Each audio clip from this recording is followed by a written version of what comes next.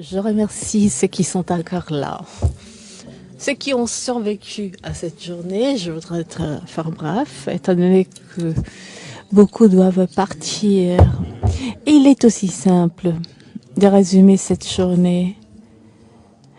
D'habitude, il y a des conclusions qui ont été préparées à l'avance. Ce n'est pas mon cas aujourd'hui. J'écoutais avec beaucoup d'attention. La conclusion, elle pourrait être simple. On suit ici dans le public. Je vais me brûler ici. Je vais faire une bonne synthèse de la sorte du contenu de cette journée. Mais c'est pas comme ça, parce qu'il y a beaucoup d'éléments d'espoir que l'on peut tirer de cette journée.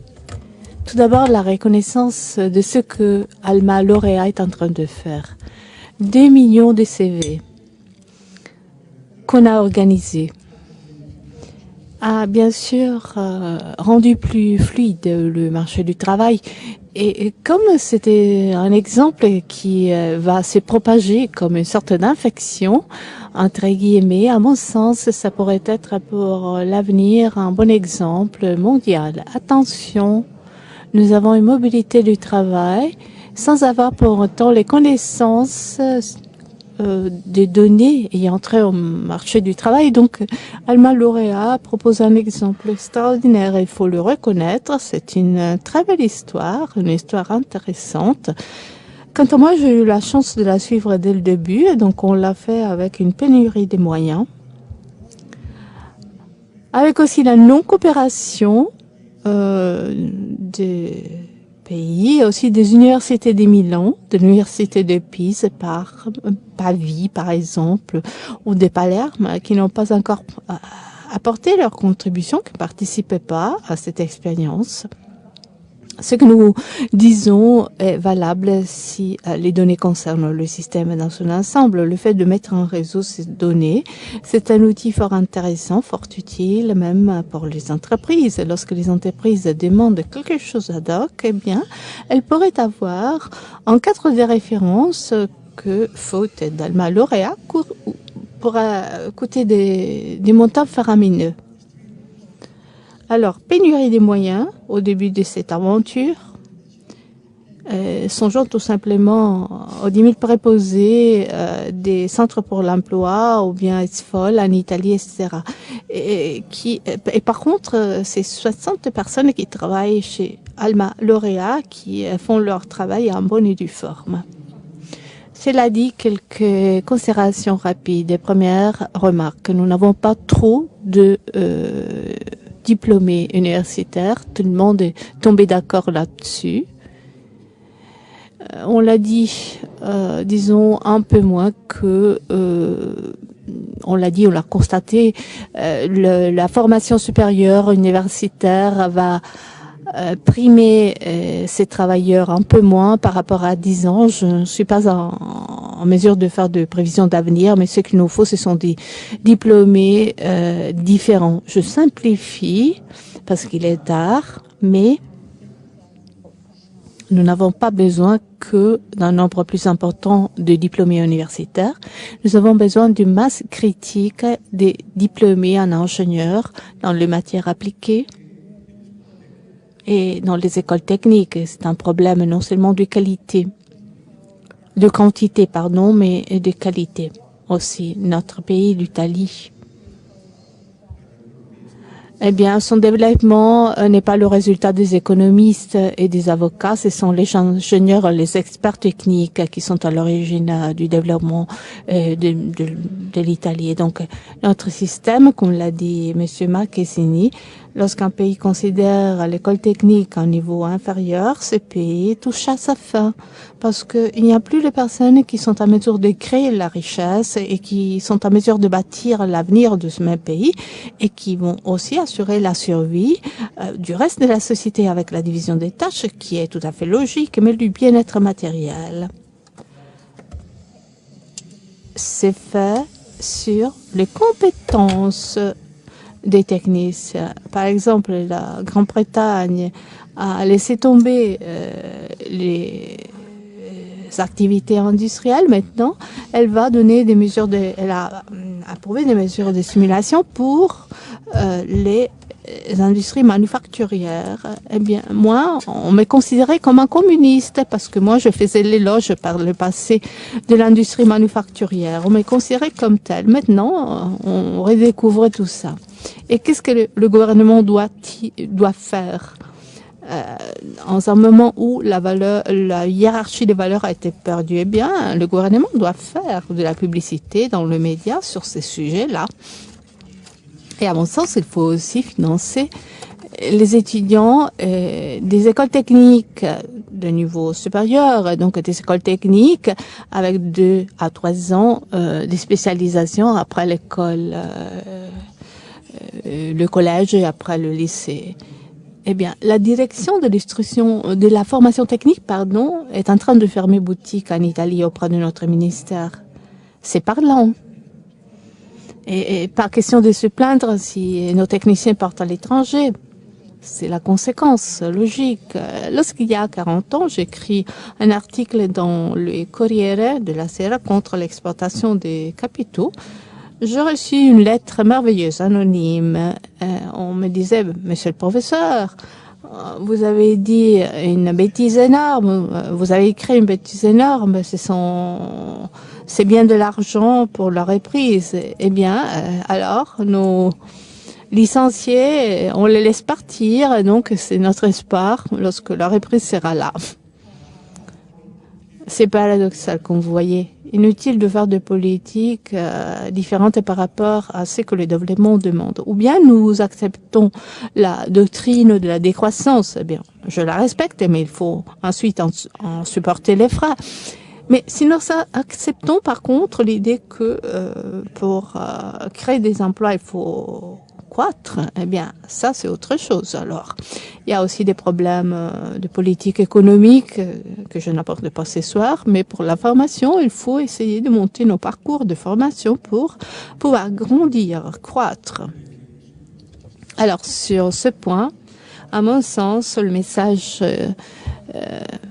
qui va sortir de cette salle est important. Il faut le traduire aussi pour les autorités, pour ceux qui vont, pour les décideurs. Bien sûr, les plaintes sur la recherche et le développement, sur le déclin que nous connaissons à ce propos. Eh bien, la recherche et le développement demandent de l'argent.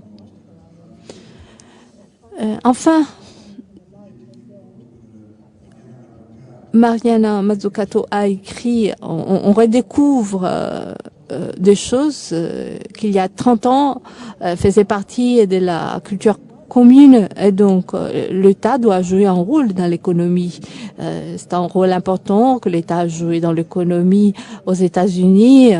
Les entreprises, toutes les actions pour l'entreprise de l'espace, la découverte de l'espace, l'industrie de l'armée, ainsi de suite. On redécouvre des choses. C'est la palisse presque. À propos de la recherche du développement, ce que l'on a entendu, il faut aussi l'appliquer aux nouvelles entreprises, start-up. Les chiffres d'aujourd'hui sont vraiment désolants parce qu'il n'y a pas, ou presque, de start-up lorsqu'il est question de 1100 nouvelles entreprises. Et je ne rappelle pas de nom de start-up qui par la suite, bien sûr, start-up italiennes sont de grandes entreprises. Je peux bien vous citer des start-up américaines et françaises qui par la suite sont devenues des grandes entreprises, mais c'est pas le cas de l'Italie. Par exemple, dans le secteur pharmaceutique, ce sont des petites start-up qui par la suite vont vendre leurs molécules à des grandes entreprises parce qu'elles n'ont pas les moyens pour grandir. L'élément réconfortant, je ne voudrais pas le qualifier comme ça, mais nous dire l'élément qui nous donne des espoirs pour l'avenir, la chose suivante. Cette circulation des cerveaux c'est fait en Europe. Et donc, lorsque le marché du travail sera créé de plus en plus en Europe, le processus de retour, s'il y a ces conditions de politique économique, eh bien, ce processus de retour sera plus facile. Ce qui n'est pas le cas lorsque l'immigration se faisait à direction des États-Unis. Et donc, ce dépaysement, déracinement était tellement important que le retour était de plus en plus difficile. Alors, la plainte d'aujourd'hui, nous ne trouvons pas de travailleurs de haut niveau, eh bien, c'est justifié à partir de ces cadres, ce tableau que nous avons brossé, aussi par des décisions qui sont tout à fait incompréhensibles. L'un des événements qui m'a frappé le plus dans ce pays a été bien le recours du tribunal administratif de Lombardie contre l'enseignement de langue en langue anglaise à l'école polytechnique de Milan. Et aussi le fait qu'il est possible de saisir un tribunal administratif pour une chose de cette nature. Cela revient à dire que la structure du pays n'est pas en mesure d'absorber la modernité. Et les professeurs d'université veulent à tout prix défendre leur propre domaine d'activité en freinant de la sorte le développement d'un pays. Ce sont des épisodes, donc des événements desquels il faut tirer des leçons générales et qui nous montrent quel est le chemin à suivre pour avoir donc la possibilité d'attirer aussi des travailleurs qualifiés venant de l'étranger. Bien la cible des travailleurs que nous devons attirer en Italie, comment la définir? Si un système ne se développe pas, il va attirer bien sûr des travailleurs de bon niveau. Si un système par contre se développe, il va attirer par la force des choses de la main-d'œuvre plus spécialisée. Ce qui affaire un problème important, et je m'explique, le niveau général du positionnement de notre spécialisation et aussi des technologies. Et je reviens à ma proposition de départ. Nous sommes des spécialistes non pas dans certains domaines des sciences fondamentales, mais nous sommes fort sophistiqués dans le croisement des technologies différentes et donc dans l'appariement de ces technologies. Sinon, on peut dire, même si à notre niveau, bien sûr, nous sommes assez semblables à ce qui se passe en Allemagne, parce que les industries électroniques, on va l'exporter immédiatement en Chine, par exemple, alors que les machines à emballage que M. Marchesini va produire, eh bien, il est plus difficile de les exporter. Une technologie la plus facile de la copier lorsque l'on va croiser 4 à 5 technologies différentes. Usinage de métaux, par exemple. Toutes les technologies ayant trait à la mécanique, les typologies différentes, hydrodynamique, dynamique, mécanique hydraulique et ainsi de suite, qui sont les résultats d'une connaissance complexe et donc d'un apprentissage sur l'état qu'il est presque impossible d'imiter ou bien il est bien plus difficile d'imiter.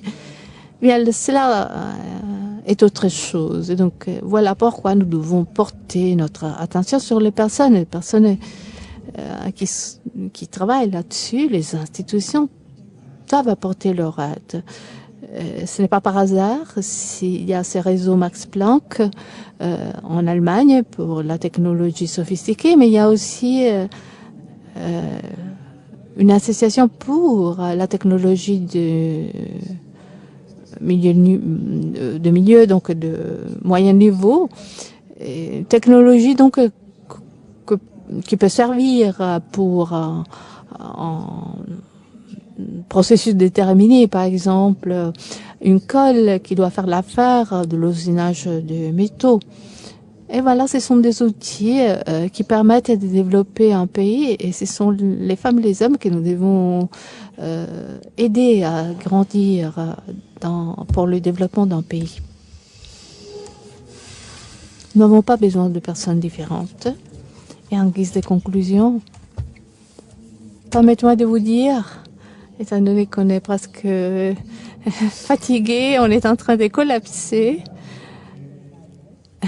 Et alors, je vais vous dire que pour ce qui est de l'emploi, nous sommes face à un tournant et nous ne voudrions pas nous rendre compte de ça. Toutes les nouvelles technologies et la technologie de l'information, eh bien, ces technologies sont indispensables. Elles ont transformé la planète. Nos enfants, bien sûr, sont affectés par les technologies à partir de 10 ans, en bas âge. Donc, ces technologies vont détruire l'emploi. Ces technologies ne créent pas l'emploi. Et donc, c'est pourquoi il faut construire au point de vue politique des conditions différentes. C'est un problème qu'il faut gérer et que nous connaissons déjà. Aujourd'hui, en faisant appel à des outils que nous ne voulons pas prendre en compte. Les nouvelles technologies vont déstructurer le milieu de gamme, si je peux m'exprimer comme ça, le niveau moyen du marché.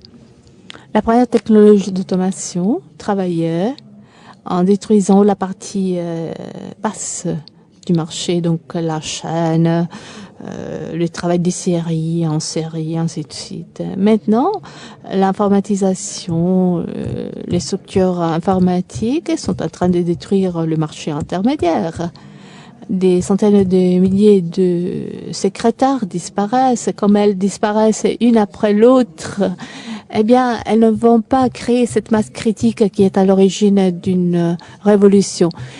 Je pose la question suivante aux responsables des banques. D'ici 10 ans, votre banque, la personne à laquelle je m'adresse, comptera la moitié des employés. La réponse est moins de la moitié. Tous les dessinateurs ont disparu. Par exemple, le dessinateur auprès de Slam Projet, eh bien, c'est 4 jeunes gens avec un ordinateur Tridim. Alors, nous sommes amis gays. Et donc, nous ne sommes pas ceux qui offrent la main-d'œuvre de bas niveau et donc pour assister les personnes ou bien les maçons non spécialisés. Mais nous ne sommes pas même ceux qui ont la maîtrise des technologies la plus sophistiquée. Eh bien, on finira par être écrasé par ces développements de la mondialisation. C'est pourquoi il faut se pencher dans les domaines et donc soigner les domaines dans lesquels nous sommes spécialisés. Et permettez-moi de faire encore une autre considération. La belle stratégie de nous adresser à la Méditerranée, d'accord, mais il faut avoir présent à l'esprit, et l'Italie doit jouer un rôle de taille, que la politique européenne de la Méditerranée est vraiment une honte. Et lorsque je parle de honte, c'est la honte. Toutes les propositions de concerner les pays de la Méditerranée, je me souviens parfaitement bien du fait que je menais la lutte au niveau, le combat au niveau de la Commission européenne, de faire l'université de la Méditerranée, Catane et Tunis. Et donc 2 années obligatoires à Tunis, 2 années obligatoires à Catane. Et donc au niveau européen, cela ne coûte rien. Lorsqu'on les a proposés, on a fait ces propositions, eh bien, on les a rejetées par tous les pays du Nord qui nous ont dit c'est quoi tout ça. Ils n'ont pas compris que c'est un problème d'économie, c'est un problème de sécurité, c'est un problème de création d'un monde futur. Songez à ce que cela représente pour ce qui est du rôle de l'Europe, même aussi pour ce qui est de l'orientation du printemps arabe avec moins de tensions. Avoir quelqu'un proche de vous et non pas une politique qui n'intervient que lorsque la révolution a déjà éclaté. Et c'est là bien la tâche que l'Italie peut mener à bien, peut aider à mener à bien avec les moyens limités que nous avons, mais aussi avec nos possibilités. Et pour ce faire, il faut avoir confiance. Il faut bien sûr créer l'emploi. Il faut bien sûr envisager les remèdes qui peuvent améliorer les tableaux pessimistes qui étaient brossés aujourd'hui. Donc on va remettre après notre suicide.